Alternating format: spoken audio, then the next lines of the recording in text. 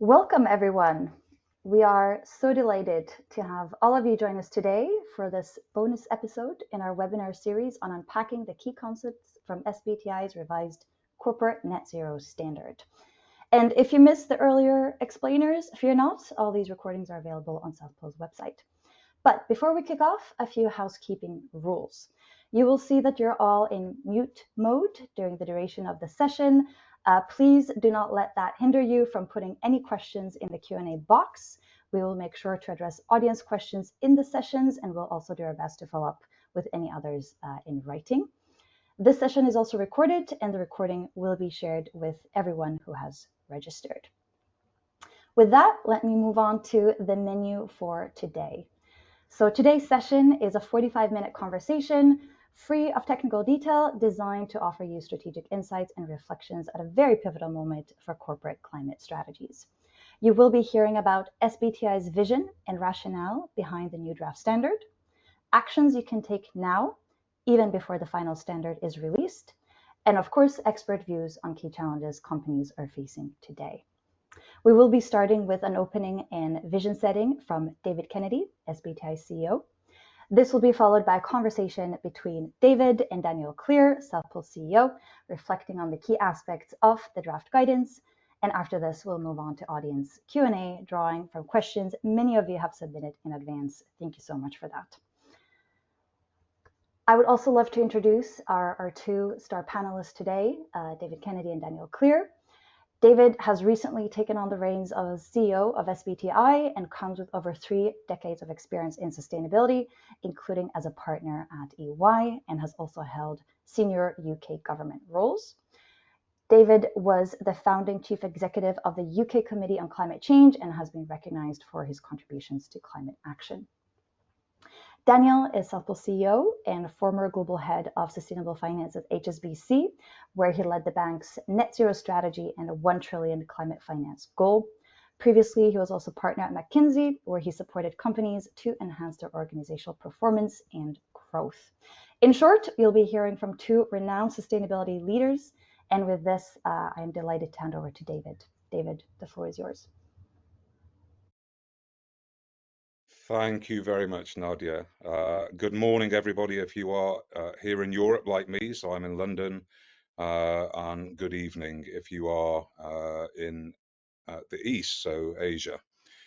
Great to be with you. And I'm going to say a few words around my early thoughts, and these are early thoughts. So as Nadia said, I've been in position as CEO of SBTi for about 10 weeks now. And I'm going to share my early thoughts on the organization with you before we have a conversation and answer some questions as well from the audience. So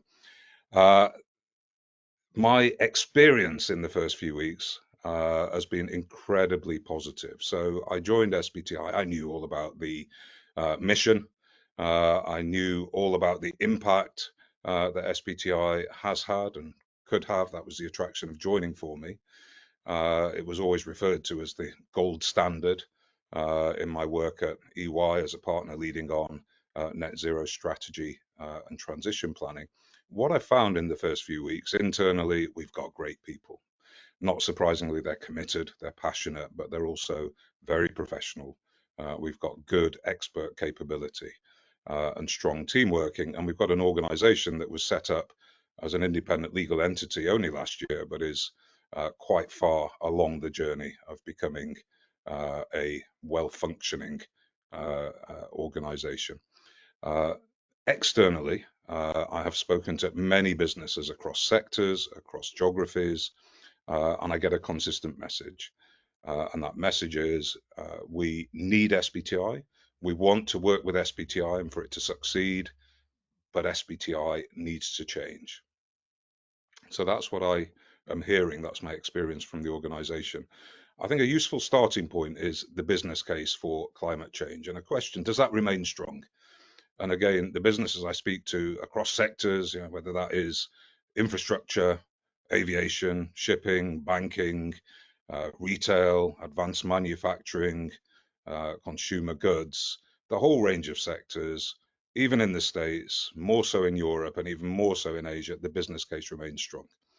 And that business case is we face increasing and highly visible climate risks that are crystallizing in the form of wildfires and floods, for example, it is hard to imagine we will not be in a carbon constrained world. And we have an international agreement which, while the US has stepped out of that, I hope temporarily, covers the vast majority of global emissions and has good momentum. So companies are planning for a carbon constrained world. The business case remains very strong, and that's important for SBTi. So for those of you, and I'm sure many of you have done TCFD, and you have identified your transition risks, well, those transition risks and managing them is the business case for action.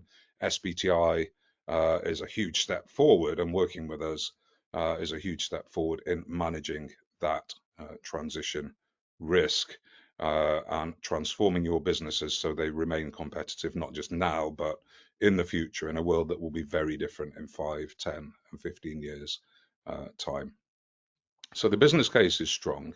In terms of SBTi and this message that I've said I got from business, I keep getting from business, which is we need you, we want you to succeed, but you have to change. So my high level vision for the organization is, first of all, we are there to be a partner to businesses who want to be on the net zero transition. And maybe that's slightly different to how we have positioned ourselves in the past, but we are there to work with you and support you on that journey. In terms of how do we translate that partnership into our approach? Well, the first thing is we need to be science-based, of course. That's our USP, and remaining science-based will, for businesses, make sure that you manage the transition risks that you face in the best way possible. So science-based is important, of course, but we need to be pragmatic. Question. Can you be pragmatic within a science-based framework? And I think the answer is yes, whether we're talking about assessments of progress, whether we are talking about the way we frame our standards, whether we talk about the use of credits within a science-based framework.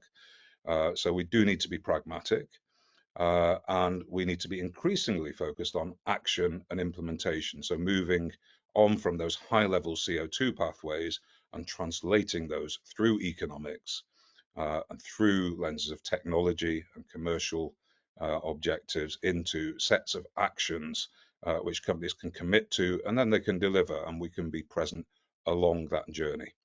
And I think the last part of the vision is we are there to play our role in the ecosystem. So many organizations, I think, with opportunities to join up much better, that are supporting the corporate net zero transition. We will have a leading role to play there. We will be a very open, listening and engaging organization. And maybe again, that is going to be a change to the past, but you will see us increasingly being visible, engaging in this ecosystem. Now, translating that change is already happening, and you can see that in the corporate net zero standard version 2, and we've just closed the consultation on that. I'll tell you next steps in a second, but let me highlight some of the key things there. So we've split scopes 1 and 2 in that corporate net zero standard version 2 to reflect the different challenges. Decarbonizing, for example, heat is predominantly what scope 1 is about, and scope 2 is obviously electricity. So we've split those. We've got an action-focused approach to scope 2, so commit to decarbonization of power no later than 2040. Scope 3, we've got a real focus now on tier 1 and larger tier 1 suppliers and getting net zero alignment over time. And that is a lever that all companies can pull. And if they were to do that, and if your tier 1 were to follow the same process and their tier 1, then you can see how that cascades and you get full alignment across economies. So that is our focus. It's not the only part of scope 3, but it is the focus in that corporate net zero standard version 2. And then really important that we have various uses for credits in that framework, whether it is making good gaps between performance and targets, say in 2030, whether it is addressing ongoing emissions, and whether it is starting to take responsibility for residual emissions in the future. So credits an important complementary part of our framework as we go forward. And the last thing is progress. And we've started to set out, we need to put more details, but we've started to set out a process for assessing progress at the end of the target cycle. And the really important thing I want to leave you with is we're not here to shame companies. If you've made serious efforts, we recognize that net zero transformation is really difficult. And if you've made serious efforts, if you've fallen a bit short, that's okay. We want to continue engaging with you. And as I say, we don't want to shame you. Those companies that have done well, that have gone above and beyond, so met or outperformed targets, we have set out or will set out a way of recognizing that in a positive sense. So that's some of the key elements of the corporate net zero standard version 2 that show we are evolving our approach. We are becoming more pragmatic. We are becoming more action oriented. And the way that we are running the development of that standard, I think, shows that we are becoming more of a listening and engaging organization. So a lot of consultation, there's written consultation, there's various events, there are technical expert advisory groups working on different aspects and helping us move forward with that standard. In terms of next steps, what we will do is we are considering the feedback on the written consultation. We are working with the expert advisory groups. We will have a new draft after the summer of that corporate net zero standard version 2, and we will be doing a second consultation on that before finalizing it towards the end of the year and launching it before the end of the first quarter next year. So we are moving forward at pace. There was a much slower time frame planned for that when I joined SBTi, but I think it's really important that we show we can move forward with pace and produce a really good standard. And I've given you the time frames and next steps for that. At the same time, we are working on a new theory of change and a strategy, and we will produce that. Having engaged again with our partners, we will produce it by the end of this year or early next year. So that's working in parallel with the development of the corporate net zero standard. I'm going to finish by saying for companies that are ready to submit, so if you haven't already got validated targets with us, and you're thinking, well, should I wait for version 2 of the corporate net zero standard? My message to you actually is, please move ahead, make a commitment and get a validated target under the current version of the standard. You know, that will give you the building blocks for your transition strategy to manage, not measure, your transition risk, and it will allow you to move forward. So don't wait. You don't lose anything by signing up with us now. There will be a process to evolve those validated targets in line with the new standard in due course, and that will not be burdensome. So it's better to have that target to get everybody focused in your companies. We do have slots available to validate those targets immediately after the summer. So we're open for business now. Please don't wait, but we will be launching that standard next year. For those of you who are working on a slightly slower time frame. So that's it from me. It's great to be here. I'm looking forward to the discussion with Daniel, to answering questions. But if I can leave you with those thoughts, we want to be a partner on that net zero transition journey, focused on action and implementation, and a really important player in this wider ecosystem that is working together to help you with your transition risk and to remain competitive, not just now, but in the future. So back to you, Nadia. Thank you. Thank you so much, David, for sharing your thoughts on SBTi's evolution to date, your vision, and of course, the building blocks for the journey ahead. I have no doubt that many in the audience are keen to hear more from you, which moves us neatly to our fireside chat. And for this, I would like to bring in Daniel. Nadia, thank you. And David, thank you for your words. For me, the success of SBTi is absolutely pivotal for successful climate action. We can't do without. So I'm really, really inspired, and I'm really pleased that you're in that role. You and I were both still fairly new in our CEO roles, and we both joined in slightly challenging economic times. So I'd be curious to get a bit your thoughts, especially sort of leading companies that are using SBTi to drive decarbonization. what advice do you give them in the current environment where budgets are a bit tighter and scrutiny is high? How should they use SBTi to really drive change?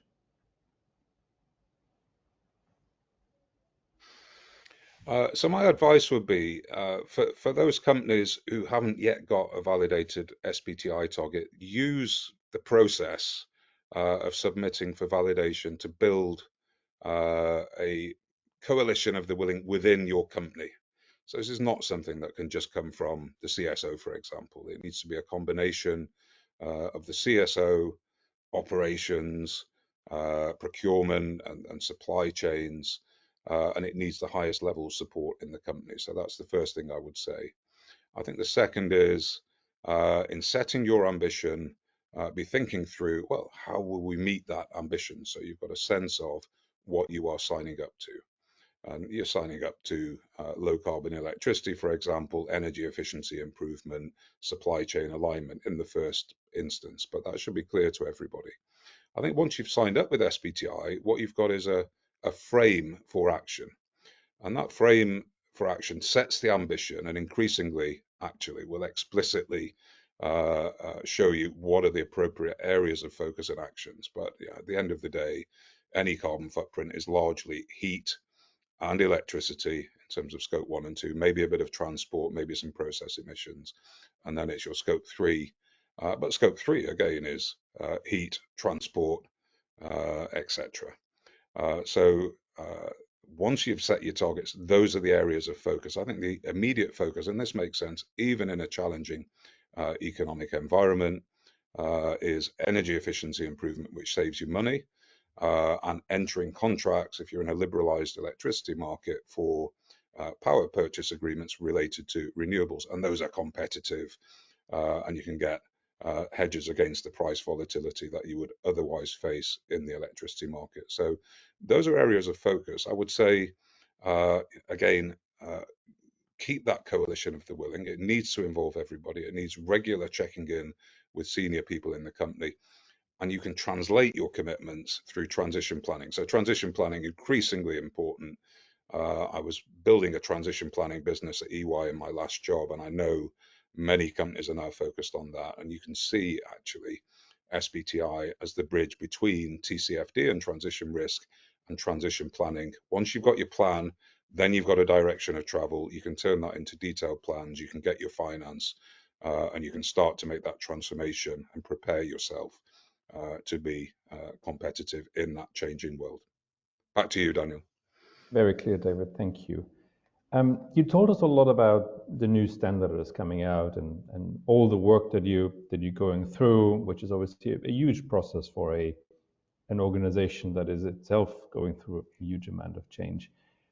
What you didn't tell us is why you're actually going through the update with a new standard. Like, what are the big issues you're looking to address? What didn't the old standard do that the new standard will help you manage? So I think the version 1 of the standard was great as a first step. And what that did was secure commitments and then validated targets for many companies that are ambitious and consistent with the science. And so that was the absolute focus. It didn't go far, the first standard, and it doesn't go far beyond saying we have a climate objective, there is climate modeling, there's global CO2 pathways, and we use those as a basis for those ambitious commitments and targets. I think what we need to do, though, is twofold. One, as you get into action and implementation, you need to be much more context specific, and that's what we are doing with the next version of the standard. So there's that translation which I talked about, which goes from the science and the CO2 pathways into actions. What is it companies should actually be doing? And I talked about pragmatism. The circumstances of companies are very different and unique for every company. Those global CO2 pathways can only ever be high-level averages. So being able to translate and better reflect the unique specific circumstances of companies is really important, and that's what we're doing. As I say, it's a focus on action, It is that context-specific pragmatism. We did need to address the position on credits, and we've done that. So there's addressing your ongoing emissions in particular and starting to take ownership and responsibility for your residual emissions in the hard to abate sector. So that's another part of it. And then the last part, we hadn't set out a process for assessing progress, and that was a big gap in the framework, which we will fill shortly in the way that I've described. Very clear. At South Pole, every year we work with about 1,000 companies on their decarbonization journeys. And I would say many of them have made significant progress on scope 1 and 2. And obviously everybody is now focusing on scope 3, 90% of carbon footprint of most companies. And in your latest draft, you give people a lot of new tools, right? You have activity pools, non-emission metrics, indirect mitigation, insetting. Unpack that a little bit for us, for people that don't speak jargon every day. Like, what do you really mean? What do you encourage companies to do in the much harder choices around scope 3? So there's two main things you can do, and if you look at the previous version, so the current version actually of corporate net zero standard, you can commit to a CO2 pathway for your scope 3 emissions. And in that context, we are being very flexible in how you can demonstrate that you have made emissions reductions in that scope 3. And so we know that there are traceability problems, for example. And if you can't have traceability through the supply chain, well, there are alternatives that you can have activity pools, you can have book and claim. They would all be ways that you can show through activity that you've undertaken, through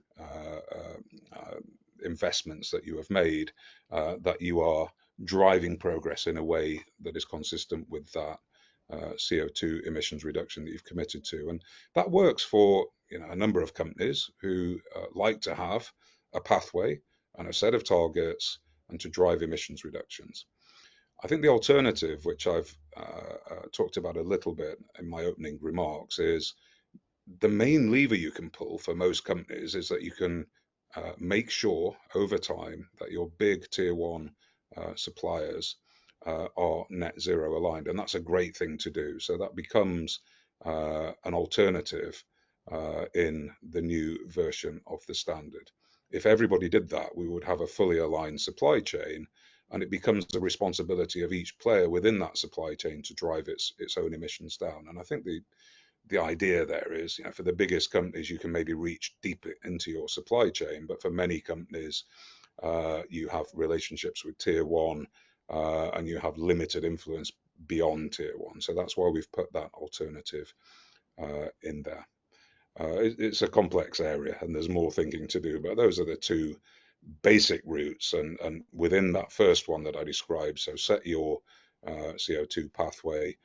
The point is there is a flexible approach reflecting the difficulties of tracing through supply chains that will allow you to show progress there.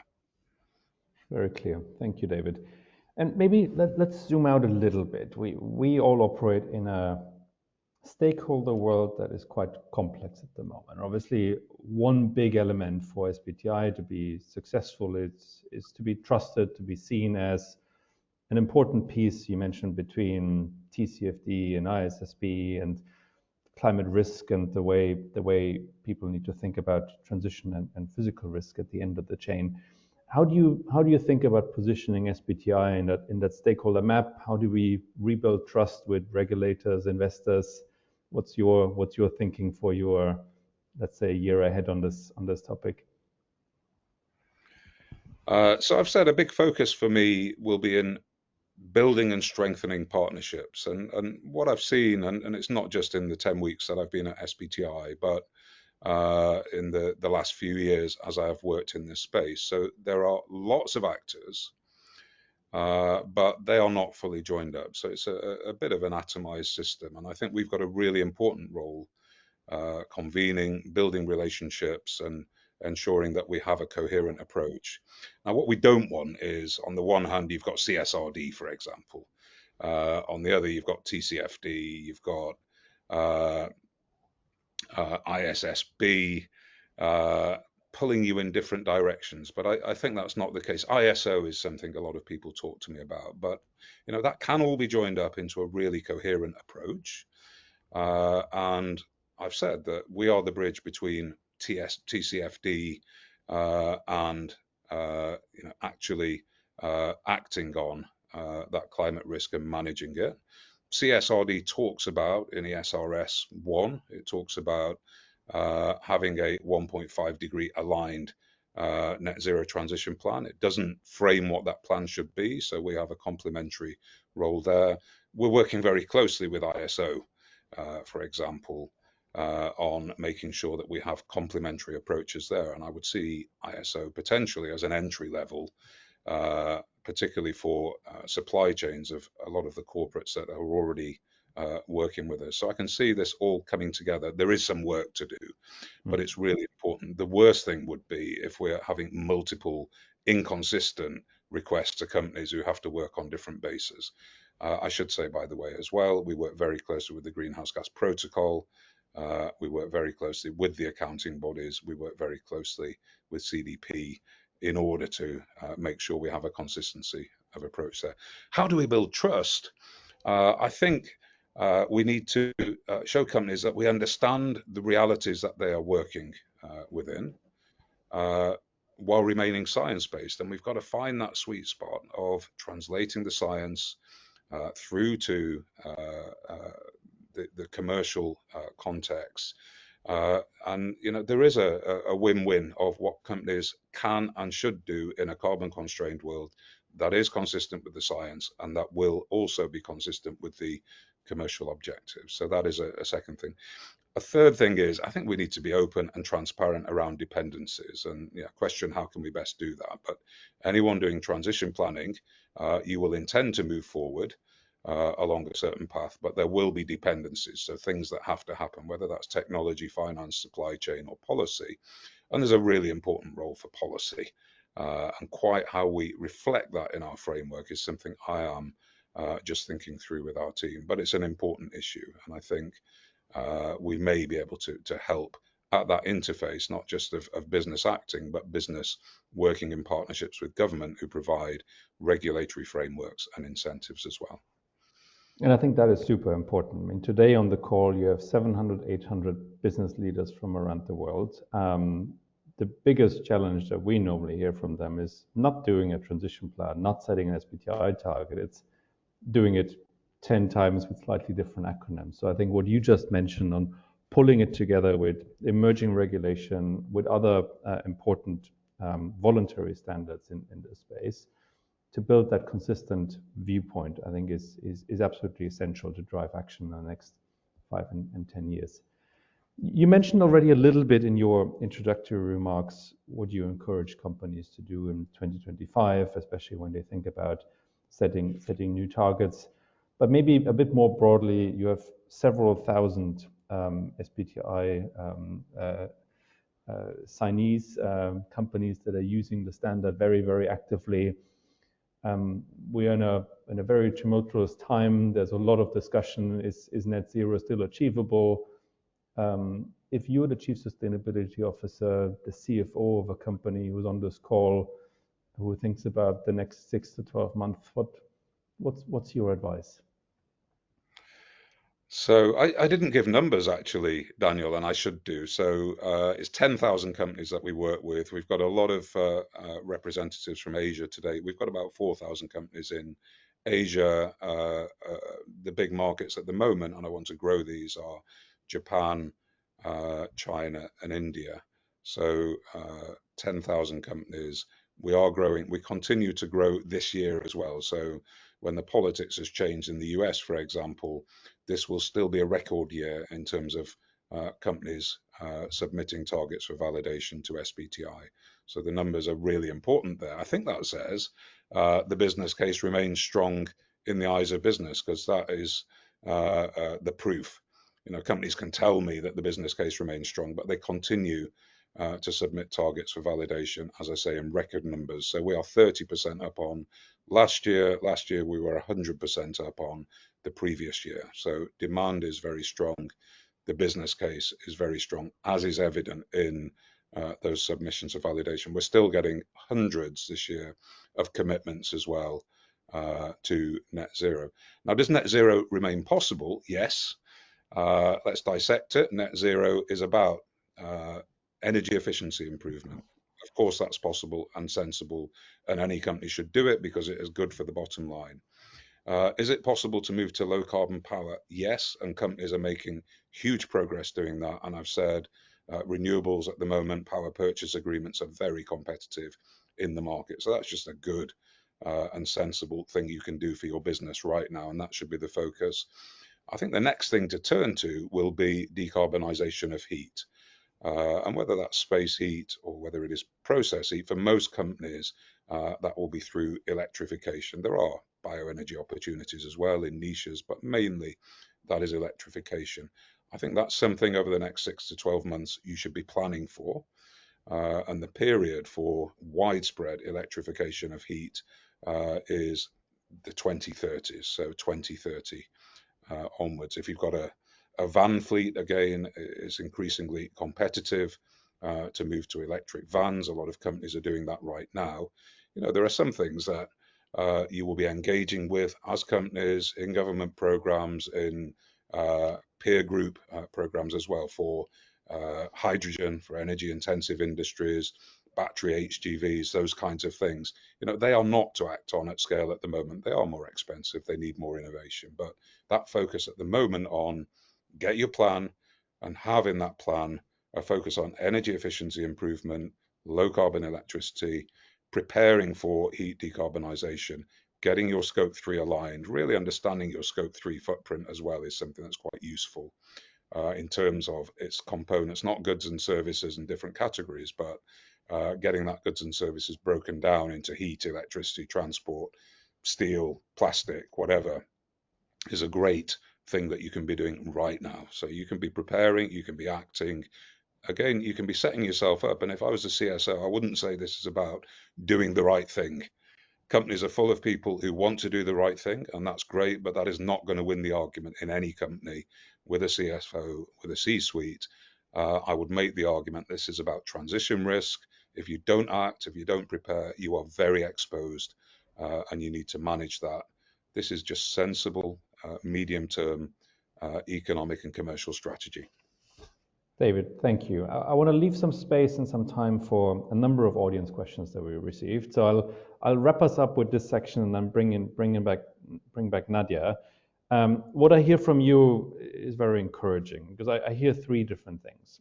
The first one is we're moving from a period of ambition to action, and I think that's what everybody needs, right? We've been through a decade of new alliances, new coalitions. It's now the time where we actually need to demonstrate that this can be done. And as you say, this can be done as a positive driver of economic change and the next big industrial revolution, rather than as doing just doing the right thing. The second thing that I hear is I think your new standard is already, and the new revisions will be a lot more inclusive for different sectors, different sizes of companies, different geographies. Because one of the concerns is always there isn't a single pathway that applies to everyone.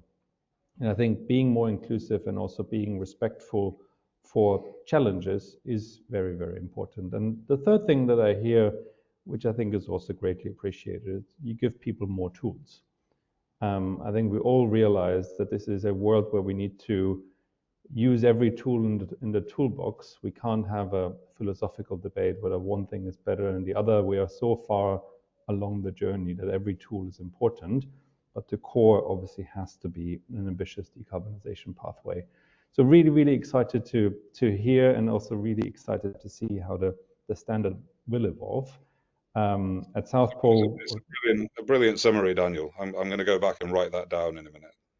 Very good. I'm happy to give you the copyright for it. At South Pole, we're always very happy to partner with firms on the full spectrum, right? On these different instruments, from decarbonizing and helping people set the target to offering them the tools in the electricity and carbon space. But let's have a discussion on some of these audience questions. And Nadia, I'll hand over to you. Thank you, Daniel. Thank you, David, for a very interesting discussion. There is really so much to say and pick apart when it comes to corporate climate action. So I am pleased that we can move on to at least a few of the audience questions we've received. There is a question here addressed to both of you. Now, you touched on the challenging macroeconomic landscape, which can easily and understandably result in more limited approaches to climate by companies and a real risk of getting stuck in incrementalism. What is the one big mindset shift or structural change you believe is essential to unlock real transformation, not just better reporting, and why? And I wonder, Daniel, perhaps you'd like to kick off to give David a bit of a breather. Yeah, happy to. I think for me it is super important that we as a sustainability community also evolve our own narrative, right? This isn't a just sustainability discussion. This isn't a discussion about net zero. I think it's a discussion about three things. It's compliance, because there are now a number of big laws in the world that you need to comply with, but that's the boring part of it, frankly. The second piece is competitiveness, because it is very clear we're going through a major industrial revolution that will play out over 20, 30, 40 years. Timelines may vary, but the direction is very clear. And I think every business needs to think about this as a fundamental part of corporate strategy. And corporate strategy doesn't play out in 12 months, but plays out in 5, 10, and 15 years. And the third topic that is becoming clearer and clearer for everyone is resilience. And with the lack of action across the world and a climate pathway that is definitely not on track, resilience just moves up the ranks year by year by year. And it's one of the topics that also survives every top risk ranking from the WEF and other institutions. And so for me, really important that we start to reframe the narrative a bit around compliance, competitiveness, and resilience. Thank you, Daniel. David. Yeah, brilliantly put, Daniel. Just very quickly, I would say I think it's pretty much the same thing. Keep coming back to that business case. And the business case is about competitiveness now and competitiveness in the future, and managing risk. Get that coalition of willing within the company. So keep this on the agenda. And you do that by saying this is about a business case, not about doing the right thing and saving the world, which would feel like a luxury in the current commercial environment. Translate those ambitious commitments via a transition plan. So I've seen massive steps forward as companies engage in transition planning. Use that not just to have a plan which is a document that doesn't change the company at all. Use it to engage all of the relevant people in the company. So the senior people, operations, supply chain, that is how you set yourself up for success.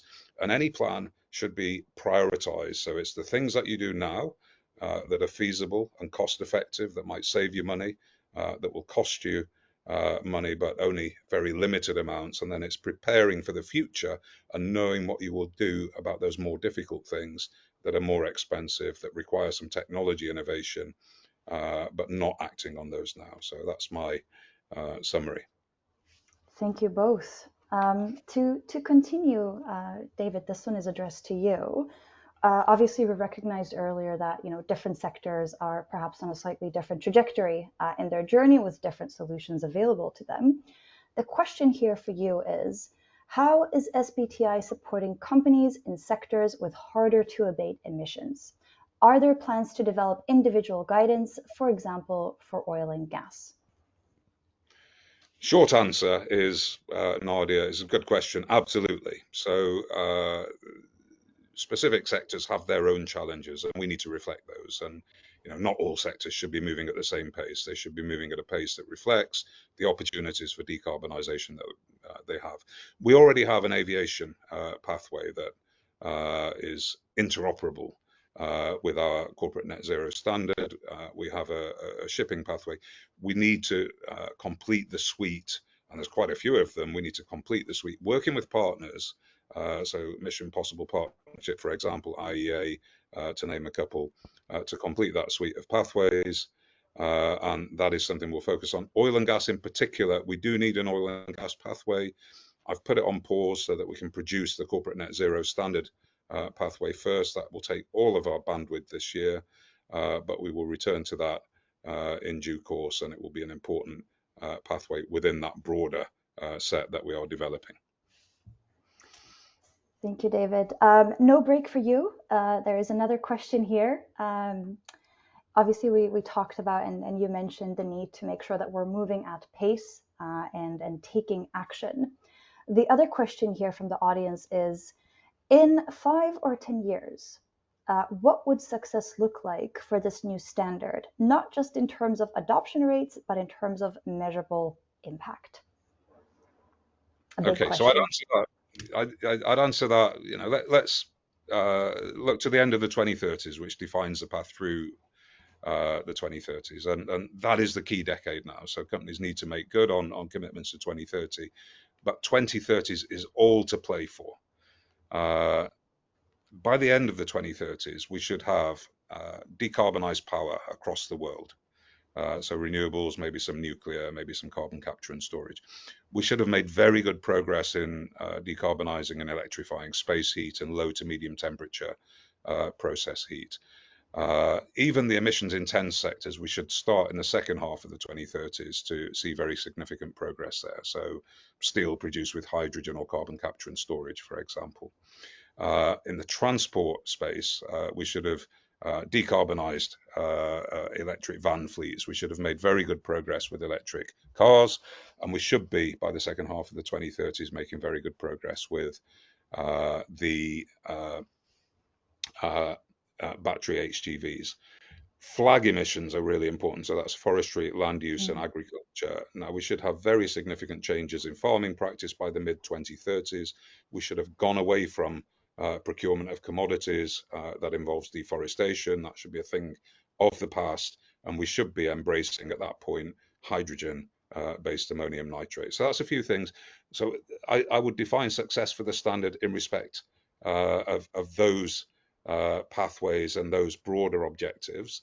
The standard should reflect those objectives. It should reflect those pathways, those decarbonisation actions.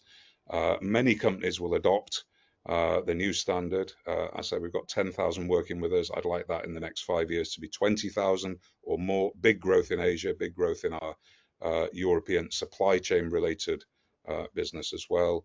And I would like companies to be not just setting ambitious targets, but delivering against them, working in partnership with us and others. Nadia, if I can add, my answer is way less sophisticated, and I think that the vision here is very clear. For me, the two components, it's the what, which David just set out brilliantly, and the other one is the how. And I think it's absolutely critical that we come back to a place where leaders are rewarded.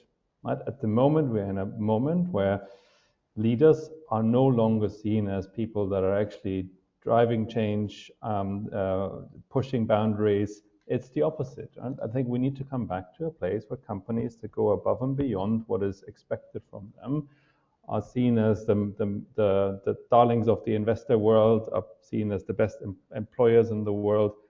And we lost a little bit of that. And I think there is something that we as a community can do to not just find the best plan, but also communicate impact in the right way. Thank you. That does take us to time, unfortunately, but thank you so much, David, Daniel, for your inspiring words, for your great insights. Thank you everyone for joining us today. We hope you found this session valuable. And if you'd like to revisit any part of today's discussion, we will be sharing the recording with you shortly. Questions, we'll do our best to respond to you in email. And with that, I would thank our speakers and say until next time. Take care and goodbye. Nadia, can I just say thank you everybody for joining us. There are many people on. If you're working with us, please stay the course on the journey. And if you're not yet working with us, please do come and join us. Thank you. Thank you. Thank you, David.